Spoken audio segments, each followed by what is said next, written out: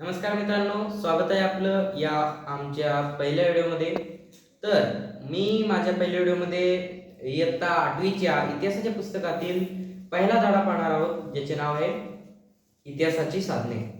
मित्रांनो, आज आपण या धड्यावरचे काही महत्त्वाचे मुद्दे म्हणजेच आपण नोट्स पाहणार आहोत या धड्यावरचे, जे तुम्हाला कॉम्पिटिटिव्ह एक्झाम्समध्ये 8वीमध्ये खूप सारे कॉम्पिटिटिव्ह एक्झाम्स आहेत, जसे की NMMS, स्कॉलरशिप, EMTSC असे अनेक कॉम्पिटिटिव्ह एक्झाम्समध्ये उपयोगी होणार आहेत असे काही नोट्स पाहणार आहोत. तर मित्रांनो, ते आता बघूयात आपण ते नोट्स कोणकोणते आहेत. तरी बघा, पहिला आपण पॉईंट पाहणार आहोत. इतिहासाच्या साधनामध्ये भौतिक, लिखित आणि मौखिक साधनांचा समावेश होतो. मित्रांनो, इतिहासाची साधने म्हणजे एकच साधन नाही, 3 साधन आहेत मुख्य. कोणकोणते म्हणजे भौतिक, लिखित आणि मौखिक. त्याचप्रमाणे आधुनिक तंत्रज्ञानावर आधारित, याच्यामध्ये आधुनिक तंत्रज्ञानावर पण 3 प्रकार आहेत. म्हणजे ते कोणकोणते म्हणजे दृक, श्राव्य आणि दोन्ही मिळून दृक श्राव्य तिसरा, आणि अशा साधनांचा समावेश होतो. टोटल इतिहासाच्या साधनामध्ये भौतिक, लिखित, मौखिक हे 3 साधन झाले, आणि आधुनिक तंत्रज्ञानावर आधारित 3 दृक, श्राव्य आणि दृक श्राव्य. तर पुढे पाहणार आहोत आपण दुसरा मुद्दा. इतिहासाच्या भौतिक साधनामध्ये, इतिहासाच्या भौतिक साधना म्हणजे पहिला भौतिक साधन, त्याच्यामध्ये विविध वस्तू, वास्तू, नाणी, पुतळे आणि पदके इत्यादी साधनांचा समावेश होतो. बघा मित्रांनो, भौतिक साधने म्हणजे काय असा प्रश्न जर विचारला तर भौतिक साधने म्हणजे विविध वस्तू, वास्तू, नाणी, पुतळे आणि पदके. वस्तू, वास्तू, नाणी, पुतळे, पदके म्हणजेच भौतिक साधने होय. तिसरा मुद्दा पाहणार आहोत आपण. स्वातंत्र्यपूर्व व स्वातंत्र्योत्तर काळात घडलेल्या घटनांचा स्मृती प्रित्यर्थ उभारलेली स्मारके, संबंधित घटना, घटनाकाळ व त्या घटनेशी निगडित व्यक्ती इत्यादी विषयांची माहिती देतात. तर थोर व्यक्तींच्या पुतळ्यावरून आपणास त्या व्यक्तींचे कार्य व जीवनपट याविषयीची माहिती मिळते. काय म्हणले मित्रांनो, स्वातंत्र्यपूर्व व स्वातंत्र्योत्तर काळात म्हणजे स्वातंत्र्यपूर्व, स्वातंत्र्याच्या अगोदर घडलेल्या घटनांच्या स्मृती प्रित्यर्थ, जी स्मृती होत्या ती जे काय म्हणतात त्याला आपण स्मारके म्हणतो त्यांना, ती जी घटना होत्या, स्मारके संबंधित घटना, घटनाकाळ व त्या घटनेशी निगडित व्यक्ती, त्या घटनेबद्दल निगडित जे त्याबद्दल जी व्यक्ती असते त्याविषयी माहिती देतात. तर थोर व्यक्तींच्या पुतळ्यावरून, जे पुतळे असते थोर व्यक्तींच्या, त्या पुतळ्यावरून आपणास त्या व्यक्तींचे कार्य, म्हणजे समजा आता डॉक्टर बाबासाहेब आंबेडकरांचं पुतळा आहे, तर त्या पुतळ्यावरून डॉक्टर बाबासाहेब आंबेडकरांचं जीवनपट, कोण होते, कुठं राहत होते, त्यांच्याबद्दल थोडक्यात त्यांचं जीवनपट सांगत त्या पुतळ्यावरून समजत असेल. तर आपण चौथा मुद्दा पाहणार आहोत. वृत्तपत्रे, पुस्तके, नियतकालिके, पत्रव्यवहार इत्यादी बाबींचा इतिहासाच्या लिखित साधनामध्ये समावेश होतो. लिखित साधने कोणकोणते म्हणजे वृत्तपत्रे, पुस्तके, नियतकालिके आणि पत्रव्यवहार इत्यादी बाबी, म्हणजे जे इतिहासात जे गोष्टी लिहून ठेवत असत, जे लिहिलेल्या असत, जसे की पुस्तके, वृत्तपत्रे, पत्रव्यवहार इत्यादी बाबी, म्हणजे जे लिहिलेले असेल त्यांना लिखित साधने आपण म्हणत असतो. तर 5वा मुद्दा असा आहे. वृत्तपत्रामधून आपणास समकालीन घटनाविषयी माहिती मिळते. समकालीन म्हणजे जे आता सध्या चालू आहे ते वृत्तपत्रामधून आपल्याला माहिती भेटते असं सांगत आहे. आता आपण 6वा मुद्दा पाहणार आहोत. स्वातंत्र्यपूर्व काळात ज्ञानोदय, ज्ञानप्रकाश, केसरी, दीनबंधू, अमृतबाजार पत्रिका यासारखे वृत्तपत्रे ही लोकजागृतीची साधने होती. म्हणजे लोकांमध्ये जागृती निर्माण करण्याची साधने कोणकोणते म्हणजे ज्ञानोदय, ज्ञानप्रकाश, केसरी, दीनबंधू, अमृतबाजार पत्रिका यासारख्या अनेक वृत्तपत्रे, यामधून लोकांना लोकजागृती करण्याचे साधने हे होते. वृत्तपत्रामधून लोकजागृती करत असे. तर पुढचा मुद्दा हे आहे की विष्णुशास्त्री चिपळूणकरांनी निबंधमाला या मासिकेतून लोकहितवादींनी प्रभाकर या साप्ताहिकेतून लिहिलेल्या शतपत्रातून सामाजिक सांस्कृतिक स्थितीची वास्तव माहिती मिळते. म्हणजे विष्णूशास्त्री चिपळूणकरांनी जी निबंधमाला मासिका लिहिली होती आणि लोकहितवादींनी जे प्रभाकर या साप्ताहिक लिहिले होते, यामधून आपल्याला सांस्कृतिक स्थितीची वास्तव माहिती मिळते.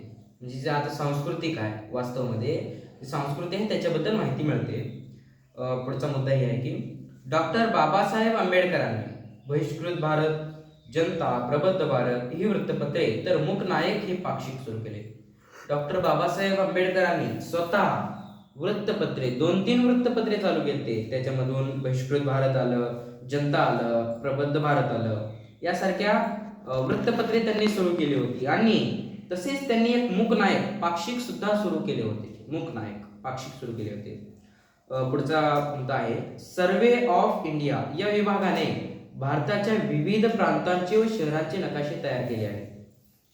जे सर्वे ऑफ इंडिया ही जी विभाग आहे, त्या विभागामध्ये आपल्या भारताचे वेगवेगळ्या ठिकाणांचे जे नक्षे आहेत, त्या नक्षांचे ते नक्षे जे चित्र काढले होते, त्यांची जी आराखडा आहे ते त्यांच्यापाशी आहे असं म्हणले.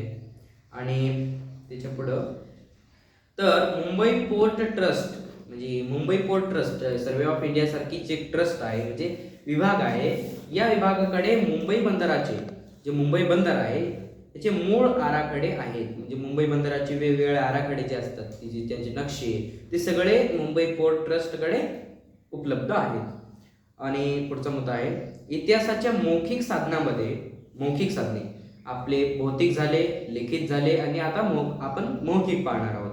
मौखिक साधनामध्ये लोकगीते, लोककथा, पोवाडे, मुलाखती, ओव्या, कलापथके, स्फूर्तिगीते इत्यादी गोष्टींचा समावेश होतो. म्हणजे जे इतिहासाच्या काळात जे लोकगीते होते आणि लोककथा, पोवाडे जे त्यांच्या आनंदासाठी उपयोग करत असत, ते इतिहासाचे ते आदिवासी काळात आता पण वापरले जातात. लोकगीते जसे की त्यांच्या संसारामध्ये ते सण उत्सव साजरे करत तेव्हा ते लोकगीते गात, लोककथा गात, पोवाडे हे त्यांचे सण उत्सव करताना त्यांची ही आनंदाचे एक भाग असतात त्यांच्या. आता पुढचा मुद्दा पाहणार आहोत आपण स्फूर्तिगीतामधून स्वातंत्र्यपूर्व काळातील परिस्थिती तसेच स्वातंत्र्य आंदोलनामागील प्रेरणा याविषयी, तर पोवाड्यामधून ऐतिहासिक घटनेची व व्यक्तींच्या कार्याविषयी माहिती मिळते. स्फूर्तिगीत जे आपण ऐकलं असेल, स्फूर्तिगीत ते गीत असते. स्फूर्तिगीत मधून आपल्याला जे स्वातंत्र्यपूर्व काळ होतं, म्हणजे जे ब्रिटिश सत्तेच्या खाली जे आपलं भारत होतं, तेव्हा काळामध्ये त्या काळात कसली परिस्थिती होती, पाण्याची परिस्थिती कशी, जेवणाची परिस्थिती कशी, काय अन्याय करत असत इंग्रजा भारतीय नागरिकावर, त्याच्याबद्दल माहिती मिळते. तसेच पोवाड्यामधून ऐतिहासिक घटना, म्हणजे जी इतिहासात जी घटना घडली, ऐतिहासिक म्हणजे इतिहासिक थोडक्यात, म्हणजे इतिहासात जी घटना घडल्या, व्यक्ती महान व्यक्ती झाल्या, त्यांच्याबद्दल माहिती मिळते. व पुढचा मुद्दा आहे आधुनिक काळात छायाचित्रे, ध्वनिमुद्रिते, चित्रपट इत्यादीचा वापर इतिहासाचे दृकश्राव्य किंवा दृकश्राव्य साधन म्हणून केला जातो. म्हणजे जे छायाचित्र होते, जे आपण आताच्या काळात आपण प्रिंट म्हणतो, छायाचित्र आणि ध्वनिमुद्रिते, म्हणजे आता पहिले इतिहासाच्या काळात रेडिओ होता, आताच्या काळात आपण साऊंड म्हणतो त्याला, आणि चित्रपट आताच्या काळात मूवी म्हणतो त्याला, चा वापर इतिहासाची दृकश्राव्य किंवा दृकश्राव्य साधन म्हणून ओळखलं जातं. दृक म्हणजे आपल्याला दिसतंय, म्हणजे जी छायाचित्रे त्याचं एक्झाम्पल येते, जे प्रिंट असते म्हणजे फक्त फोटो असते, त्याला म्हणतात आपण दृक, जे फक्त दिसतंय. आणि श्राव्य म्हणजे आपल्याला ऐकू येणार, जसे ध्वनिमुद्रिते, रेडिओ समजा इतिहासाच्या काळातील, आणि दृकश्राव्य म्हणजे दोन्ही मिसळून, म्हणजे आपल्याला चित्र पण दिसतंय आणि आवाज पण ऐकू येते, दोन्ही मिळून तयार होते चित्रपट. चित्रपटामध्ये आपल्याला चित्र पण दिसते आणि आवाज पण येते, दोन्ही मिळून काय झालं, दृकश्राव्य साधन. चित्रपटाला आपण दृकश्राव्य साधन म्हणतो. पुढचा मुद्दा आहे, जे आपला लास्ट मुद्दा आहे, छायाचित्रे ही दृक स्वरूपाची म्हणजे मी म्हणल्यासारखं जी छायाचित्र आहेत ते दृक स्वरूपाचे असतात, आणि ध्वनिमुद्रिते ही श्राव्य स्वरूपाचे. मी सांगितलं सारखंच आहे, ध्वनिमुद्रित ते श्राव्य स्वरूपाचे आहे. तर चित्रपट हा इतिहासाचे दृकश्राव्य साधन आहे. बरोबर आहे, मी सांगितल्यासारखंच आहे. चित्रफितीमुळे घडलेल्या घटना आपल्याला जशीच्या तशी पाहायला मिळते. म्हणजे चित्रपट म्हणजे काय? चित्रफितीमुळे घडलेल्या घटना जे खरोखर घडलेल्या आहेत घटना, त्या आपल्याला कसं आहेत तसे जशाचे तसे बघायला भेटतात, त्याला म्हणतात आपण चित्रपट. दादासाहेब फाळके जे इसवी सन 1913 मध्ये भारतीय चित्रपट सृष्टीचे मुहूर्तमेढ रोवली. म्हणजे दादासाहेब फाळकेने 1913 मध्ये आपल्या भारतीय चित्रपट सृष्टीमध्ये पहिला चित्रपट काढला होता. पण दादासाहेब फाळके. प्रश्न विचारू शकतो, 1913 मध्ये भारतीय चित्रपट सृष्टीचे मुहूर्तमेढ रोवली ते कोण? दादासाहेब फाळके. तर उत्तर द्यायचे मित्रांनो. आजच्या या व्हिडिओमध्ये फक्त आपण या धड्यात वरचे मुद्दे पाहिलेले आहेत. आपण पुढच्या व्हिडिओमध्ये ह्यावरील काही प्रश्न पाहणार आहोत. तर मित्रांनो, कसा वाटला व्हिडिओ कमेंट करून जरूर सांगा. तर धन्यवाद.